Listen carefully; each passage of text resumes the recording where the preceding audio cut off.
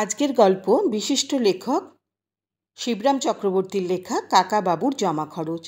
তো চলো শুরু করা যাক। ইতু কুঞ্জ কাকুকে জিজ্ঞেস করলো, আচ্ছা কাকু, তুমি তো সব টাকা পোস্ট অফিসে জমিয়ে রেখেছ, তোলবার তো জো রাখুনি। এখন যদি তোমার হঠাৎ 200-500 টাকার দরকার পড়ে, তাহলে কি করবে তখন? পড়বেই না। মনে করো যদি পড়ে, তখন কোথায় ধার করতে যাবে শুনি? ধার? ধারের ধারে কাছে আমি নেই, ধার দিতেও না নিতেও না। তিনি কারো ধার ধারতে চান না। সে কি কাকু, তুমি কখনো ধার করোনি? বলো কি? আমাকে অবাক হতে হয়। আমার ধারণা চক্রবর্তীরা যেমন কঞ্জুস, তেমনি আবার খুব ধারালো হয়ে থাকে। তারা ধারে কাটে, ধার করে কাটে তাদের। ধার পাবার আশা না থাকলে সে ধার তারা মারায় না। কখনো তোমাকে ধার করতে হয়নি? হ্যাঁ হ্যাঁ, করতে হয়েছিল বটে একবার, কলকাতার এক ব্যাংক থেকে, কবুল করেন কুঞ্জ কাকু। ব্যাংক থেকে? ক'1000 টাকা গো? ইতু শুধোই। বেশি না, গোটা 10। কাকাবাবু বলেন, 10 টাকা মাত্র। 10 টাকা তো রামাসামার কাছেই পাওয়া যায়। ইতু জানায়, তার জন্য আবার ব্যাংক কেন? চাইলে আমার কাছেও পেতে পারতে। আছে নাকি তোর কাছে? দিস তাহলে আমায়।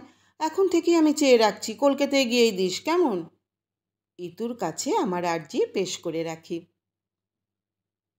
তুই কি তখন জন্মেছিলি যে তোর কাছে চাইতে যাব?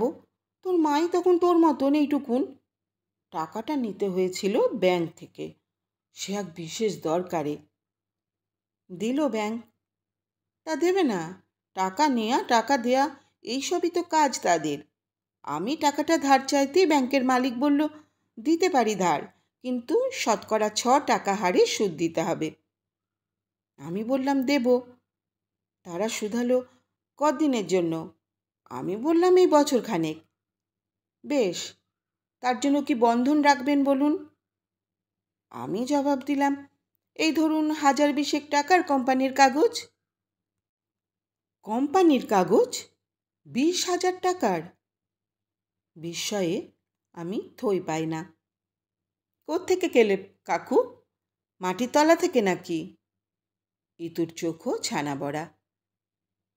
মাটির তলায় কি আর কোম্পানির কাগজ থাকে রে? না তা রাখা যায়? সে তো তাহলে উইয়েই খেয়ে সেরে নেবে। কাকু জানান, টাকাটা পেয়েছিলাম আমার দর্জি পাড়ার বাড়িটা বেচে। ওখানে আমাদের পুরনো বসত বাড়িটা ছিল না? টাকাটা পেয়েই অমনি কোম্পানির কাগজ কিনে ফেললাম। আর তারপরেই না এলাম এই মুল্লুকে, এখানে এসে সস্তায় জমি পেয়ে। সেকালে জমি জমা কি সস্তায় ছিল রে! কোম্পানির কাগজগুলো বেচে দিয়ে আমার এই সব জমি জমা করেছে। ও, চোখের মতো ইতুর মুখও গোল হয়ে ওঠে। তাই বলো, সমজদারের মতন আমারও ঘাড় নাড়া। তারপর এখানকার জমি কেনার ব্যবস্থা সব পাকা করে ব্যাংকে গেলাম কাগজগুলো ছাড়াতে। সুদ দিতে হলো তা নেহাত কম নয়, আনা 10। আনা 10 মাত্র? ইতুর চোখ আবার দশাসই। তা 10 টাকার সুদ 6% টাকা হলে তাই তো হবে। ততদিনে প্রায় তাই হয়ে দাঁড়িয়েছিল। কি আর করা যায়, দিতে হলো 10 আনা। ব্যাংকের মালিক কাগজগুলো আমায় ফিরিয়ে দিয়ে সবিনয়ে শুধলেন যে, যদি কিছু না মনে করেন তো একটা কথা আপনাকে জিজ্ঞেস করি। এত টাকা আপনার থাকতে সামান্য 10 টাকা আপনি ধার করতে গেলেন কি জন্যে? তার হেতু কি আমরা জানতে পারি? আমি বললাম, দেখুন, তা না হলে কি এত সস্তায় এই এত টাকার কোম্পানির কাগজ কোনো ব্যাংকের সেফ কাস্টাডিতে রাখা যেত? মনে করুন, যদি আপনাদের এইখানে সেফ ডিপোজিট ভল্টে কোনো লকার ভাড়া নিয়ে রাখতাম, তার জন্য 1 বছরে গোটা 25 টাকা লাগতো আমার অন্তত। তার কমে কি দিতেন আপনারা? কিন্তু দেখুন, মাত্র 10 আনায় কত সস্তায় হয়ে গেল। শুনে ব্যাংকওয়ালা কি বলল? আমি শুধোই, আমাকে থ্যাংক ইউ দিতেই ভুলে গেল। কিন্তু সে কথা থাক, একটা কাজ করো তো বাপু, বলে আমার দিকে ফিরলেন। একটু কাজে লাগো এখন। ওই কোণে দেখছো কি খড়ের গাদা ঠেরি করা রয়েছে, আঁটি বাঁধা বাঁধা? সোজা এই খড়ের চালে উঠে যাও। খড়ের চালটা ছেয়ে ফেলো দেখি ততক্ষণ। বলে আটচালার গা লাগা পেয়ারা গাছটা আঙ্গুল দিয়ে দেখালেন। ওই আমরুদ গাছটা বেয়ে বেয়ে উঠে যাও চালের ওপর। গাছে চড়ার অভ্যেস আছে নিশ্চয়ই? আছে বই কি, যাও উঠে যাও, আর দেরি করো না। ইতু তলায় থেকে আঁটিগুলো ছুঁড়ে ছুঁড়ে তোমায় দিক। কেমন? কিরে ইতু, পারবি তো? বলে ইতুর অপেক্ষা না রেখে নিজেই তার জবাব দেন। তার পারবি নে? আম খেয়ে খেয়ে কত আঁটি ছুঁড়েছিস, আর খড়ের আঁটি ছুঁড়তে পারবি নে? খড় তো কখনো খাইনি কাকু। ইতুর কাতরোক্তি কানে আসে। নাই বা খেলি, না খেলেও ছোড়া যায়। হাত পা ছুঁড়িস কী করে? হাত পা কি খেয়েছিস কখনো? ইতু নিচের থেকে একটার পর একটা আঁটি ছুটতে থাকলো, আর আমি লুপতে থাকলাম। খুব সুখের না হলেও এও এক রকমের চাল মারা আর কি। কুঞ্জ কাকু টিকে ধরিয়ে হুকো টানতে লাগলেন খুশি মনে, আর এদিকে খড়ের আঁচড়ে আমার দুহাত ছড়ে যেতে লাগলো। রামায়ণ কাহিনী মনে পড়ল আমার। রামের বনবাসকালে তার সঙ্গে লড়াই করতে রাবণ প্রথম যাদের পাঠিয়েছিলেন তাদের নাম ছিল খড় আর দূষণ।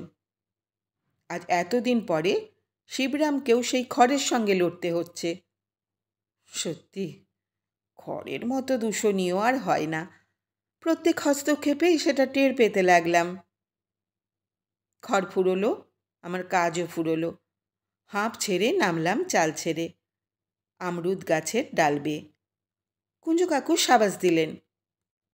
বাহ, তুই তো বেশ খড় ছাইতে শিখেছিস। তাহলে তোকে দিয়ে ওদিকের ঘরগুলোও তো বেশ ছেয়ে ফেলা যায়। যে কদিন তোরা রয়েছিস তার মধ্যে হয়ে যায় বেশ তো। কিন্তু খড় আর কই কাকাবাবু? ইতুর মুখ ফসকে বেরোয়। খড় তো আর নেই তোমার, খতম। নেই আবার? কত চাস? চল না আমার সঙ্গে, দেখবি এখন। কাকাবাবু তার হুকোর সঙ্গে ইতুকে টানতে টানতে চললেন। কত খড় দেখ এসে। ইতুর টানে আমাকেও যেতে হলো পিছু পিছু। বেশি দূর যেতে হলো না, একটু যেতেই দেহাতি ক্ষেত খামারের কিনারে কাকাবাবুর জমি জমার দেহ দেখা গেল, খড়তর চেহারার। ক্ষেতের এক ধারে খড়ের স্তূপাকার আঁটি বাঁধা হয়ে বাড়িতে পাচার হবার অপেক্ষায় রয়েছে। এই দেখ। ইতুকে দেখিয়ে তারপর তিনি আমাকে দেখালেন। কিরে, আঁটি বেঁধে বেঁধে এইগুলো ঘাড়ে করে বাড়িতে নিয়ে যেতে পারবি নে? আমার মুখ দিয়ে কোনো রাশ সরে না। ইতুই বলে, কেন পারবে না? কাগজের তারা বগলে করে কত জায়গায় ঘুরে বেড়ায়। খড়ের গাদা তো ঢের ভালো তার চেয়ে। ইস, একেই বলে বোন। মিছে নয়, বোনের মতো সাপোৎসঙ্কুল আর হয় না। বিস্ময়ে আমার গলা বুজে আসে, কথা বেরোয় না অনেকক্ষণ। বেশ, তাহলে কাল সকাল থেকে লেগে যাস, কেমন? ইতু, আমার হুকোটা একটু ধর তো। কেমন করে খড়ের আঁটি বাঁধে উজবুকটাকে একটু আমি দেখিয়ে দিই।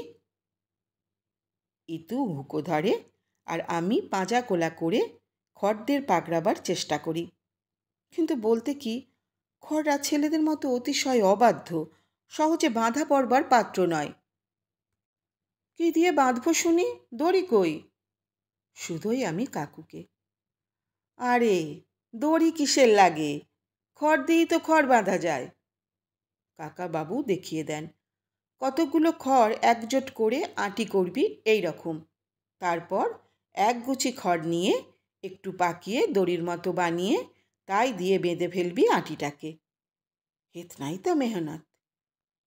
অনেকগুলি ছেলে যেমন একটা ঘুড়ির মায়ায় বাঁধা পড়ে, তেমনি এক গুছি খড়কে ঘুরিয়ে দড়া পাকিয়ে আমি এক ঝুড়ি খড়কে বাঁধতে লাগি। এমন সময় কাকাবাবু চিৎকার করে ওঠেন, আরে আরে, আগুন যে রে, আগুন লাগলো কোত্থেকে? আমার খড়ের গাদায় আগুন! বিনা মেঘে বজ্রাঘাতের মতোই বিনা দাবানলে খড়ের গাদা দাউ দাউ করে জ্বলে ওঠে। ইতু গেল কোথায়? আমি ব্যস্ত হয়ে উঠি। দৌড়ে গিয়ে গাদার ওপাশে আগুনের কবল থেকে তাকে উদ্ধার করে আনি। ইতু কিন্তু একথা মানতে রাজি নয়। সে বলছে সে নাকি আমার দ্বারা উদ্ধৃত হয়নি, সেই আমাকে উদ্ধার করেছিল। যাই হোক, আগুনের আঁচ থেকে আঁচল সমেত ইতুকে বাঁচিয়ে আনা চারটিখানি না, কিন্তু তা আনতে না আনতেই দেখা যায় কাকাবাবু এধারে অজ্ঞান। খড়ের শোকেই নিঘাত, সে করা আর বলতে হয় না। ইতু আর আমি দুজনে মিলে ধরাধরি করে কাকাবাবুকে বাড়ি নিয়ে গেলাম। লোকে নিজের বেলায় আঁটিসুটি করে, আমি বলি, কিন্তু খড়ের বেলায় আঁটিসুটি করতে গিয়ে কাকাবাবুর কি দশা হলো দেখ, আর আমার হাতের কি দশা হয়েছে এই দেখ। বলে ক্ষতবিক্ষত একটা হাত আলগা করে যেই না ইতুকে দেখাতে গেছি, অমনি কাকাবাবু ধপাস। নিজের বিছানাতেই ভাগ্যিস। চোখে মুখে জলে ঝাপটা দিতেই কাকাবাবুর জ্ঞান ফিরল। চিচি করে তিনি বললেন, আমার খড়। সব ঠিক আছে, আপনি ভাববেন না, আমি আশ্বাস দিই। হ্যাঁ ঠিক আছে, খড়ের গাদায় আগুন লাগলে কি ঠিক থাকে? এক পুকুর জলেও তা নেবানো যায় না, সবুজ হয় না নেবাবার, লহমার মধ্যে জ্বলে যায়। তাছাড়া মাঠে কি আর জল আছে আমাদের? দারুণ এক দীর্ঘ নিঃশ্বাস পড়ল তার। কাকাবাবুকে এখন বলকারক কিছু একটা খেতে দিলে ভালো হতো। ইতু আমার কানের গোড়ায় ফিসফিস করে, কি দেয়া যায়? দুধ পাওয়া যায় না এখানে? কথাটা কাকুর কানে যায়। কি বললি? দুধ? ও কথা মুখেও আনিস নে, দুধের নাম ভুলেও উচ্চারণ করিস নে। আমার 7 পুরুষে কেউ দুধ খায়নি, নিজের পয়সাই তো নয়। দুধের ভারী দাম এধারে 3 আনা সের, সে দুধ খেলে আমি বাঁচব না। তাহলে একটু জল খাও, এমনি জল, তাই দি। কি বলো? ইতু বলে। হ্যাঁ হ্যাঁ তাই দে, বলে কাকাবাবু চোখ বুজে থাকেন। লোকে জল খোঁজে কুজোর কাছে কুজো হয়ে। ইতুকে দেখলাম খাড়া হয়ে তাকের উপর কি খুঁজছে। কুলুঙ্গিতে কি খুঁজছিস? জল কি কুলুঙ্গিতে থাকে? জল নয়, ভাবছি কাকাবাবুকে একটু মিশ্রির পানা করে দিই, খাটো গলায় ও জানায়। এই অবস্থায় আর কাকাবাবুকে আর মিশ্রির ছুরি মারিস নে, আমি ওকে সাবধান করি, তাহলে আর কাকু আমাদের বাঁচবে না। মিছরি কই? দেখছি একটু চিনি পড়ে আছে খালি, চিনিটুকু দিয়ে একটু শরবতের মতন করে দিই, কি বলো? তা দিতে পারিস। চিনির কথায় আমার একটু আগের কীর্তিকাহিনী মনে পড়ে। আজকের দিনটিকে চিনির মতোই মিষ্টি লাগে, নিজেকে যেন নতুন করে চিনিয়ে দিতে চাই। যাই বল, জীবনে আজ একটা বড় কাজ করতে পেরেছি। গর্বে আমার বুক ফুলে ওঠে। আমার ছোট বোনকে আগুনের হাত থেকে উদ্ধার করেছি আজ। তুমি উদ্ধার করেছো আমাকে? ইতুর চোখ কপালে ওঠে। না, আমি উদ্ধার করলাম তোমায়, বাঁচালাম তোমায় খড়ের হাত থেকে। বলে ইতু কি করে আমাদের অলক্ষ্যে কলকের আগুন খড়ের গাদায় উজাড় করেছিল তার বার্তা প্রকাশ করে। হ্যাঁ, করেছিস কি? ছি ছি, খুব খারাপ কাজ করেছিস। খারাপ? ইতু ঝাঁঝিয়ে ওঠে। ভালো করলে লোকে খারাপ বলে বটে। তা খুব খারাপ না হলেও খারাপ তো বটেই। উড়ে যা খড়ের মতোই আমার উচ্চারণটাকে উড়ের মতো করে ও রাগটাকে উড়োতে চায়। না, ওর কাজটা সত্যিই খুব দূষণীয় হয়েছে। আমার পক্ষে ভালো হলেও খড়ের সঙ্গে দূষণের সম্পর্কটা আর একবার প্রমাণিত হয়। এক ঢোক জল গিলে কাকাবাবু বলেন, আহ, বলেই তিনি যেন চমকে ওঠেন। আরে, জলটা এমন মিষ্টি কেন রে? কি দিয়েছিস জলে? একটুখানি চিনি ছিল, ইতু জানাতে যায়। হ্যাঁ, জলে চিনি দিয়েছিস? কি সর্বনাশ, জলে কেউ চিনি দেয়? চিনি কি জলে ফেলার জিনিস? না, তোরা আমায় সর্বশান্ত করলি, কিচ্ছু বাকি রাখলি নে, জলে চিনি দিলি? ইস, কি সর্বনাশ! জলে চিনি, জলে চিনি, জলে চিনি। বলতে বলতে কাকাবাবুর কণ্ঠ রোধ হয়ে গেল। চিচি করতে করতে তিনি চোখ বুজলেন। খড়ের বিয়োগ যাও বা তিনি সয়েছিলেন, চিনির শোকে আর তাকে টেকানো গেল না। খড়ের মতোই খরচ হয়ে গেলেন বিলকুল।